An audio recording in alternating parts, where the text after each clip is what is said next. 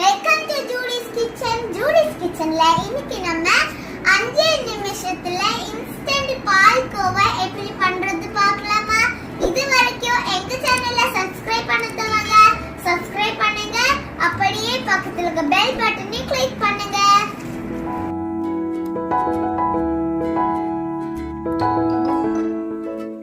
இந்த இன்ஸ்டன்ட் பால்கோவா பண்றதுக்கு ஒரு அடிகனமான பாத்திரம் எடுத்துக்கோங்க. 1/2 கப் பால் சேர்க்கிறேன். பால் நீங்க எந்த பாத்திரத்தால அளக்குறீங்களோ அதே பாத்திரத்துல 1 கப் அளவு பால் பவுடர் சேர்த்துக்கோங்க. இதை இப்ப நம்ம ஒரு விஸ்க் யூஸ் பண்ணி கட்டி இல்லாம நல்லா கிளறிக்கலாம். இந்த ப்ராசஸ் பண்றப்ப ஃபுல்லாமே அடுப்பை நீங்க சிம்லே வச்சுக்கோங்க, இல்லைன்னா சீக்கிரமா உங்களுக்கு கரிஞ்சு போயிடும். அதே மாதிரி நம்ம இந்த விஸ்க் யூஸ் பண்ணி கிளறப்பையும் கைவிடாம இந்த மாதிரி நல்லா கிளறணும். இந்த மாதிரி கட்டி இல்லாம நல்லா மிக்ஸ் ஆனதுக்கு அப்புறமா 1/4 கப் சர்க்கரை சேர்த்துக்கோங்க.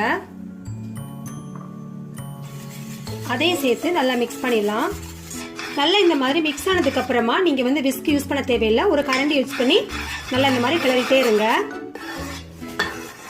சைடுல இந்த மாதிரி நமக்கு லைட்டா பிடிக்கிற மாதிரி வரும், அதை இந்த மாதிரி கரண்டியால உள்ளாடி தள்ளி விட்டுட்டே இருங்க. இந்த பால்கோவா பண்றதுக்கு 2 விஷயம் தான் நமக்கு ரொம்ப முக்கியமான விஷயம். அடுப்பு சிம்ல இருக்கணும், அதே மாதிரி கைவிடாம கிளறிட்டு இருக்கணும். லைட்டா பபிள்ஸ் வர ஆரம்பிக்கிறப்போ ஒரு 2 டேபிள் ஸ்பூன் அளவுக்கு நெய் சேர்த்துக்கோங்க.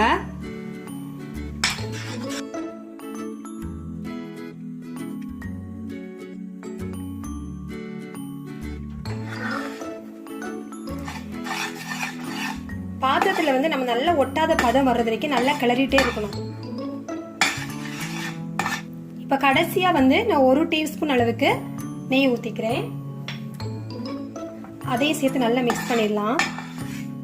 இந்த மாதிரி ஒட்டாம வர்ற டைம்ல இப்ப நம்ம எடுத்துடலாம்.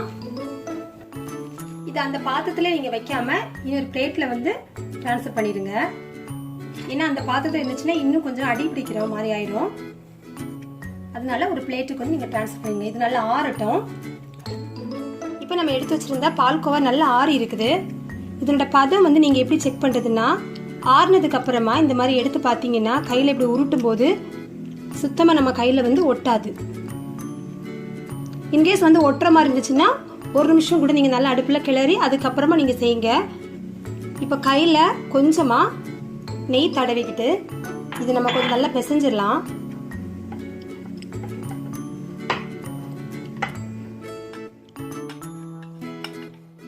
நல்லா ஆறுனதுக்கு அப்புறமா பிசைஞ்சு எடுத்தீங்கன்னா இந்த மாதிரி நமக்கு சப்பாத்தி மாவு பதத்துல வரும்.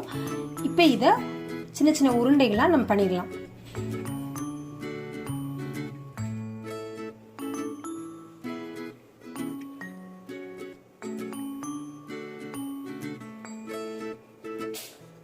இந்த மாதிரி நடுவுல ஒரு சின்ன குழி பண்ணிக்கோங்க. இது மேல பாதாம் இல்லைன்னா பிஸ்தா வச்சு இந்த மாதிரி டெக்கரேட் பண்ணா போதும்.